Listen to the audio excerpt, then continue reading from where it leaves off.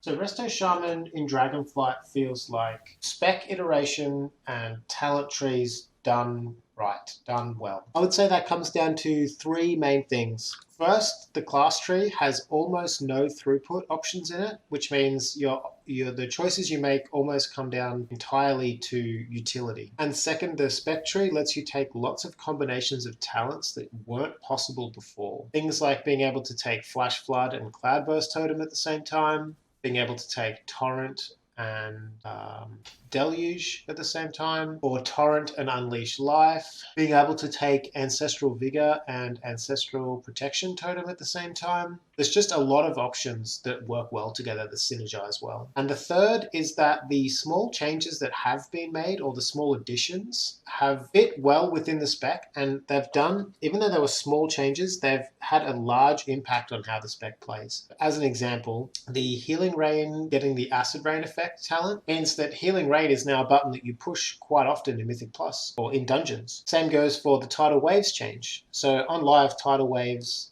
is a buff. You get one stack of Tidal Waves when you press Riptide. In Dragonflight, you press Riptide and you gain 2 stacks of Tidal Waves. And then the Tidal Waves buff also now affects Chain Heal in the same way that it affects Healing Wave, which is reducing the cast time by 20%. So at the moment, on beta with 10% haste, my chain heal is 2.3 second cast. And with the Tidal Waves and Flash Flood buffs active, which if I want to, I could play around keeping them up at all times. And my chain heal becomes a 1.5 second cast, which makes Chain Heal and Healing Rain are now buttons that you press often in dungeons. In Shadowlands, one of my major criticisms of Resto Shaman would have been that it felt like your DPS toolkit was more dynamic and fleshed out than the healing toolkit, because all you really did was press Riptide and spam Healing Surge, maybe a couple of healing waves, and drop one totem for healing. And that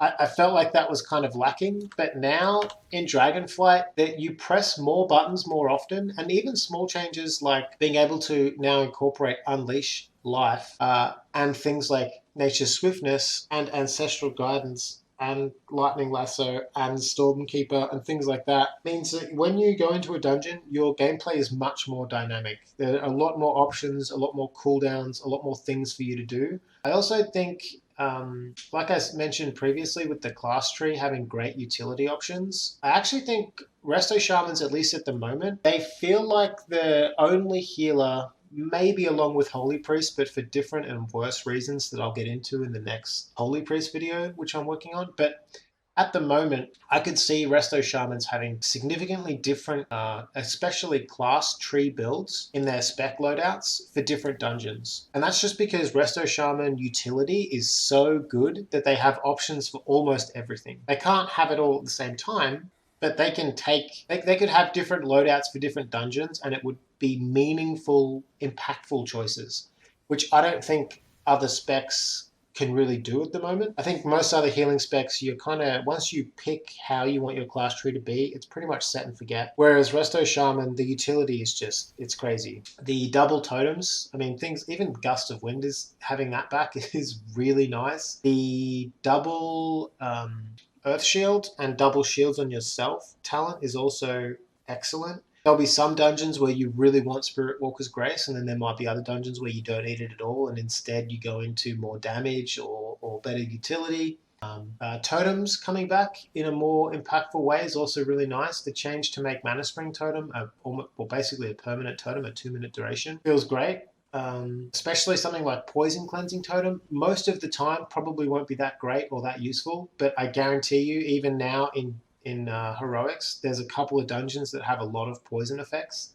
And once we get into higher, like Mythic Plus kind of levels, having a Poison Dispel, especially a very powerful Poison Dispel every 1 second for 6 seconds, is going to be absolutely great. Resto Shaman could honestly be the sleeper healing spec of beta at the moment. I think there's a lot of people that will pick up the spec or maybe even ignore the spec in Dragonflight because they think it will be the same as Shadowlands, and that isn't really the case. It might look like it, and it doesn't seem like they get anything particularly flashy that a lot of people are talking about, but a few very good small changes have really turned, in my opinion, have really made Resto Shaman much more enjoyable, much more modern. It's great.